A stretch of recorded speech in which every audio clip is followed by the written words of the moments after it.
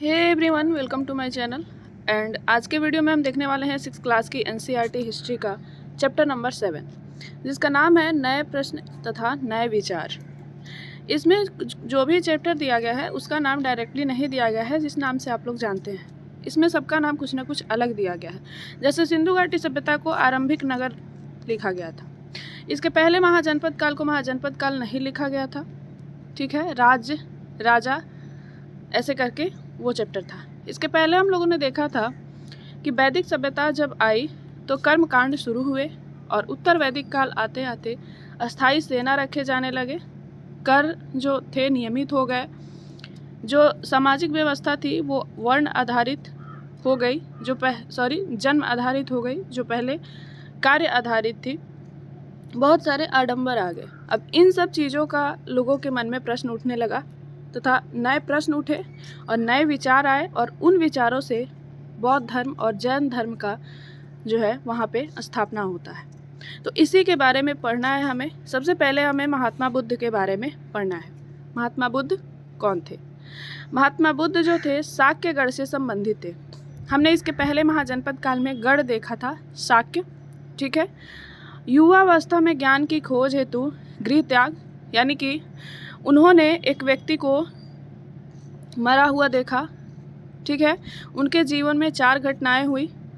एक वृद्ध व्यक्ति को देखा, एक मरे हुए व्यक्ति को देखा। तो उनके मन में ये जो विचार आया कि आखिर ऐसा क्यों होता है, ये दुख तकलीफ़ क्यों होती है। तो इन सब चीज़ों के विचार आने से उन्होंने युवा अवस्था में, यानी कि अभी वो युवा अवस्था में थे, उनको ज्ञान के मार्ग पे चलने की, ज्ञान की खोज की उनके मन में विचार आया और उन्होंने घर छोड़ दिया। बिहार में गया में पीपल के नीचे ज्ञान प्राप्त हुआ। घर छोड़ने के बाद वो जाके तप करने लगे और गया जिला जो है वहाँ पे पीपल के नीचे ज्ञान प्राप्त हुआ। वाराणसी के निकट सारनाथ में उन्होंने प्रथम उपदेश दिया। जब उन्हें ज्ञान प्राप्त हो गया तो अपना पहला उपदेश उन्होंने सारनाथ में दिया, जो कि बनारस के निकट है। कुशीनारा में उनकी मृत्यु हो गई और इस जीवन और मृत्यु के बीच में उनकी कई सारी रचनाएं, उनके विचारों की, उनके उपदेशों की कई सारी रचनाएं हुई और बौद्ध धर्म कई विभाजन में हुआ। कितने विभाजन उसके हुए, ये सारी चीज़ें आपको यहाँ देखने को नहीं मिलेंगी क्योंकि ये 6th क्लास की एनसीईआरटी है। यहाँ बस आप बेसिक जान लीजिए। इसके बाद जब 12वीं क्लास की जो रामशरण शर्मा की बुक है उसको हम जब कंप्लीट करेंगे तो वहाँ पे आप देखेंगे ये सभी चीज़ों को। शिक्षा इनकी देखिए, इच्छा और लालसाओं से दुख होता है। इन्होंने अपनी शिक्षा दी, उपदेश दिए और उसमें कहा कि इच्छा रखने से और लालसाओं से दुख होता है। लालसा यानी कि आपके मन में किसी चीज़ को लेकर लालसा है, किसी चीज़ को पाने की इच्छा है, अगर वो चीज़ आपको नहीं मिल रही है तो इससे दुख होता है। बुद्ध ने लिप्सा को तन्हा तृष्णा कहा है। तृष्णा, ठीक है, लिप्सा को, लिप्सा भी इसका नाम है, तन्हा भी है और तृष्णा भी है। ठीक है, मनुष्यों के साथ साथ जानवरों को भी आदर करना, यानी कि आप सिर्फ मनुष्यों का आदर करते हैं और जानवरों का आदर नहीं करते, उसे मार कर खाते हैं। तो इसके इन्होंने कहा कि मनुष्यों के साथ साथ जानवरों का भी आदर करना अनिवार्य है। आत्म संयम अपनाना, यानी कि अपने ऊपर जो है संयम रहे, चाहे वो क्रोध का हो, लोभ का हो, अत्याचार का हो, किसी भी तरीके से अपने ऊपर इन सब चीज़ों के खिलाफ अपना संयम होना चाहिए। इनके जो सारे उपदेश हुए वो प्राकृत भाषा में हुए। ठीक है, अब बात आती है उपनिषद की। ठीक है, उपनिषद जो है उत्तर वैदिक ग्रंथ है। इसका जो अर्थ है, शाब्दिक अर्थ है कि गुरु के समीप बैठना। गुरु के समीप बैठना को ही जो है, और उसके बाद गुरु जो भी उपदेश देते हैं उन्हीं का संकलन है उपनिषद में। तो इस उपनिषद का शाब्दिक अर्थ है गुरु के समीप बैठना। कई विचारों का इसमें संकलन है। जो गुरु उपदेश दिया करते थे उन्हीं का बाद में इस उपनिषद में संकलन किया गया। चर्चा में भाग लेने वाले अधिकांश ब्राह्मण और राजा इसमें जो है इसमें संकलन किया गया है। चर्चा में जितने भी भाग लेने वाले अधिकांश ब्राह्मण हैं और राजा हैं। प्रसिद्ध गार्गी जो थी, ठीक है, वो भी भाग लेती थी। अब बात आती है जैन धर्म की। जैन धर्म के बारे में देखिए। जैन धर्म जो है, जैन शब्द जिन से निकला है, जिनका अर्थ है विजेता, जिसने सब कुछ जीत लिया हो। उसे विजेता कहते हैं। और जैन धर्म भी, जैन का मतलब भी जो जीन से निकला है उसका अर्थ है विजेता। महावीर द्वारा अपने विचारों का प्रसार 2500 साल पहले किया गया। ठीक है। 30 वर्ष की उम्र में गृह त्याग किया इन्होंने और 12 वर्ष तपस्या के बाद इनको ज्ञान प्राप्त हुआ। महात्मा बुद्ध को देखेंगे और महावीर को देखेंगे, वर्धमान महावीर, तो देखेंगे आप इन्होंने दोनों ने युवा अवस्था में ही अपना गृह त्याग कर दिया था। और उसके बाद जब महात्मा बुद्ध को और महावीर जैन को देखेंगे, दोनों में एक चीज़ सिमिलर है, कई चीज़ें सिमिलर हैं। एक तो दोनों क्षत्रिय कुल से थे और दोनों राजा के यहाँ से थे और इन्होंने युवा अवस्था में गृह त्याग किया था और इन्हें ज्ञान की प्राप्ति हुई थी बहुत ज़्यादा तप करने के बाद। ठीक है। 2500 वर्ष पूर्व जो है इनके विचारों का प्रसार हुआ। महावीर, जैन धर्म में महावीर थे और इनकी जो शिक्षा है तो कहा गया है कि सत्य ही की इच्छा रखने वाले स्त्री पुरुष को घर छोड़ देना चाहिए। इन्होंने कहा है कि जो सत्य की इच्छा रखते हैं, सत्य को जानना चाहते हैं, सत्य की खोज करना चाहते हैं, उनको घर छोड़ देना चाहिए, चाहे वो स्त्री हो या चाहे वो पुरुष। अहिंसा का पालन करना चाहिए, यानी कि जो जानवरों को मारकर खाने की ये परंपरा है इसको बंद करना चाहिए और अहिंसा का पालन करना चाहिए। सभी जीव को जीवन प्रिय है, ऐसा ध्यान में रखना चाहिए कि जितने भी इस धरती पे जीव हैं सबको अपना जीवन प्रिय है, इसलिए हिंसा करने से बचना चाहिए। इन्होंने भी अपनी शिक्षा जो है प्राकृत में दी थी और महात्मा बुद्ध ने भी अपनी शिक्षा जो है प्राकृत में दी थी। इनके जो अनुयायी थे उन्हें क्या क्या करना पड़ता था? उन्हें ब्रह्मचर्य का पालन करना पड़ता था, यानी अपने इंद्रियों पे नियंत्रण, आत्मसंयम एक तरह से कहिए कि रखना पड़ता था। चोरी ना करना, उन्हें कहीं भी चोरी नहीं करना चाहिए, चोरी किसी को नहीं करना चाहिए। लेकिन इन्होंने अपने अनुयायियों को ये बताया था कि आप हमारे संघ में तभी सम्मिलित हो सकते हैं, आपको इन चीज़ों का त्याग करना पड़ेगा। भोजन के लिए भिक्षा मांगना था और वस्त्रों का त्याग करना था, यानी कि निर्वस्त्र रहना था। ठीक है। व्यापारियों द्वारा इनको ज़्यादा समर्थन मिला। महावीर जो थे लिच्छवी के राजकुमार थे। ठीक है। इतना आप जानिए इनके बारे में, क्योंकि 6 क्लास की NCERT में इतना ही दिया गया है। ऐसा नहीं है कि इसके बाद नहीं पढ़ना है, आपको डिटेल में पढ़ना ही है, बस आप बेसिक जान जाइए। जैन धर्म का जो प्रसार हुआ उत्तर भारत में हुआ, गुजरात में, तमिलनाडु में और कर्नाटक में, इन 4 राज्यों में ज़्यादातर हुआ। जैन धर्म की शिक्षाएं लगभग 1500 वर्ष पूर्व गुजरात बल्लभी नामक स्थान पर लिखी गई थी। जैन धर्म की जो शिक्षाएं हैं ये 15 साल पहले लिखी गई थी। कहाँ पे? बल्लभी नामक स्थान पर, जो गुजरात में है। तो एक चीज़ यहाँ पे ये भी पता चलता है कि बल्लभी नामक जो स्थान है वो गुजरात में है। संघ के क्या नियम थे?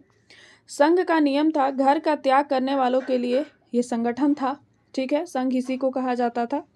बौद्ध भिक्षुओं के नियम विनय पिटक ग्रंथ में लिखे थे। ठीक है। बौद्ध भिक्षु जो होते थे उनके जो सारे नियम थे वो विनय पिटक एक ग्रंथ है बौद्ध धर्म का, उसमें लिखे गए हैं। स्त्री पुरुष के रहने की अलग अलग व्यवस्था थी। व्यक्ति सदा जीवन बिताते थे, अधिकांश समय ध्यान में रहते थे। मतलब इसमें संघ में जो भी व्यक्ति आते थे उनका बिल्कुल सादा जीवन था, सादा जीवन, उच्च विचार वाला, और अधिकांश समय वो ध्यान में रहते थे। प्रवेश कैसे था? ब्राह्मण, क्षत्रिय, व्यापारी, नाई, दास तथा गणिकाएं, इन सभी का प्रवेश था। ठीक है। और प्रवेश से पहले अगर कोई नाबालिग है तो उन्हें अपने माता पिता से, अपने गार्जियन से पूछना पड़ता था। सभी व्यक्ति संघ में प्रवेश ले सकते थे। इसमें कोई जातिवाद नहीं था कि इस जाति के लोग नहीं ले सकते हैं, इस जाति के लोग ले सकते हैं। सभी लोगों के लिए ये संघ खुला हुआ था। छोटे बच्चे जो थे अगर संघ में जाना चाहें तो माता पिता से अनुमति लेके जाते थे। दास जो होते थे अपने स्वामी से अनुमति उनको लेना पड़ता था। कर्जदार जो थे देनदारों से अनुमति लेते थे, क्योंकि उनके जाने के बाद उनका कर्ज कौन चुकाएगा, इसलिए उनको था कि वो अपने देनदारों से, जिन्होंने उन्हें कर्ज दिया है, उनसे अनुमति लेके जाएं। स्त्री जो होती थी वो अपने पति से अनुमति लेके जाती थी। अनुमति के बाद संघ में प्रवेश मिलता था। विहार क्या था? तो विहार जो था भिक्षु भिक्षुणियों के लिए अस्थायी शरण स्थल था, यानी कि जो भी संघ के भिक्षु और भिक्षुणी थे उनके लिए अस्थायी शरण स्थल, यानी कि वो वहाँ पे हमेशा रहते थे। पश्चिम भारत के कुछ विहार पहाड़ियाँ खोदकर बनाए गए हैं। कई सारे जैसे अजंता की गुफा, एलोरा की गुफाएं, इस तरह की कई गुफाएं आप सुनेंगे जब हम आर्ट एंड कल्चर पढ़ेंगे तो उसमें देखेंगे। ठीक है, कई सारे विहार हैं जो पहाड़ियों को खोदकर बनाए गए हैं। जमीनें व्यापारी, भूस्वामी, राजा द्वारा दी जाती थी। बहुत से ऐसे राजा थे जो इन धर्मों को संरक्षण देते थे। जैसे अशोक ने बुद्ध धर्म को संरक्षण दिया था, तो वो उनके लिए ज़मीनें देते थे दान में, वो वहाँ पे विहार बनवाते थे। ठीक है, जो व्यापारी थे, जो बौद्ध धर्म मानते थे, उनके पास अगर ज़्यादा धन था तो वो भी ज़मीनें दान किया करते थे। भूस्वामी यानी कि बहुत बड़े बड़े जमींदार जो थे वो भी दान किया करते थे। आरंभ में लकड़ी के बनते थे। ये जो विहार थे रहने के लिए, ये पहले लकड़ी के बनाए जाते थे। बाद में इसमें ईंटों का प्रयोग होने लगा। स्थानीय व्यक्ति भोजन, वस्त्र, दवाइयाँ भी देते थे। यानी स्थानीय व्यक्ति, जहाँ वो विहार था उसके आसपास के क्षेत्रों के जो लोग थे, वो उसमें रहने वालों के लिए वस्त्र, दवाइयाँ, भोजन, इन सब चीज़ों को दिया करते थे। आश्रम व्यवस्था कैसी थी? तो आश्रम व्यवस्था देखिए यहाँ पे 4 तरह का बताया गया है। जीवन का एक चरण है। आश्रम व्यवस्था का मतलब होता है जीवन का एक चरण। पहला होता है ब्रह्मचर्य, जिसमें सादा जीवन और वेदों का अध्ययन होता है। ब्राह्मण, क्षत्रिय, वैश्य से यह अपेक्षा थी कि वो पहले ब्रह्मचर्य का पालन करें, यानी कि वेदों का अध्ययन करें, अपने आत्म संयम रखें, अपने इंद्रियों पर नियंत्रण रखें। दूसरा होता था गृहस्थ, जिसमें विवाह कर गृहस्थ के रूप में अपना जीवन यापन करना होता था अपने परिवार के साथ, धन कमाना, परिवार की देखभाल करना। ठीक है। वानप्रस्थ होता था जंगल में रहकर साधना करना। ये जन्म से 25 वर्ष था। गृहस्थ जो था जन्म से 50 वर्ष था। वानप्रस्थ जो था वो 50 से 75 साल का था, जंगल में रहकर साधना करना था। और 75 से 100 वर्ष तक संन्यास, यानी कि सब कुछ त्याग कर 75 साल के बाद आप सब कुछ त्याग कर दें और जाके किसी संघ में आप रहें, या फिर घर को छोड़ दें, कहीं जाके तप वगैरह करें। ठीक है। ईरानी पैगंबर के बारे में यहाँ पे दिया है, जैसा कि हर चैप्टर के लास्ट में दिया गया होता है। जिंद अवेस्ता की भाषा, रीति रिवाज वेदों से मिलते हैं। जिंद अवेस्ता जो इनका धार्मिक ग्रंथ है ईरानी लोगों का, इनमें जो ये वेदों से मिलते हैं, इनके रीति रिवाज, भाषा वगैरह सब कुछ। शिक्षा जो है जिंद अवेस्ता नामक ग्रंथ में है। ठीक है। सद्विचार, सद्वचन, सद्कार्य, इसमें कहा गया है कि सादा विचार रखें, सही विचार रखें, सही वचन बोलें और सही काम करें।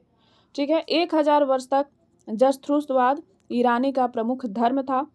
गुजरात, महाराष्ट्र के तटीय इलाकों में बसे जरथुस्त्रवादी आज के पारसियों के पूर्वज हैं। ठीक है। यहाँ पे जितने गुजरात, महाराष्ट्र के तटीय इलाकों में जरथुस्त्रवादी जो बसे हैं, आज के जो पारसी धर्म है उनके ये पूर्वज हैं। पहले जरथुस्त्रवाद था और उसके बाद ये पारसी धर्म में बदल गया। ठीक है। जैसा कि हम देखते हैं चैप्टर के लास्ट में किसी अन्य देश के उन सब चीज़ों के बारे में चर्चा होती है जो हम भारत के बारे में पढ़ रहे होते हैं। जैसे भारत में हमने बौद्ध धर्म, जैन धर्म को पढ़ा, तो यहाँ पे ईरान में जो उस टाइम पारसी धर्म हुआ करता था उसके बारे में, जो अभी तक है उसके बारे में हमने पढ़ा। तो इस तरह से ये चैप्टर बहुत ही छोटा था और बौद्ध धर्म, जैन धर्म को में काफ़ी चीज़ें अभी पढ़नी है जो हम 12वीं क्लास की NCERT में पढ़ेंगे। ये सीरीज़ हम बहुत जल्दी कंप्लीट करेंगे। आप सब अपना जो प्यार है बनाए रखिए, क्योंकि बहुत लोग नई वीडियो देख रहे हैं और देखने के बाद भी लाइक एंड सब्सक्राइब नहीं कर रहे हैं।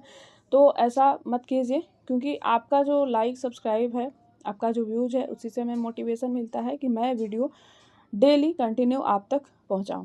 धन्यवाद।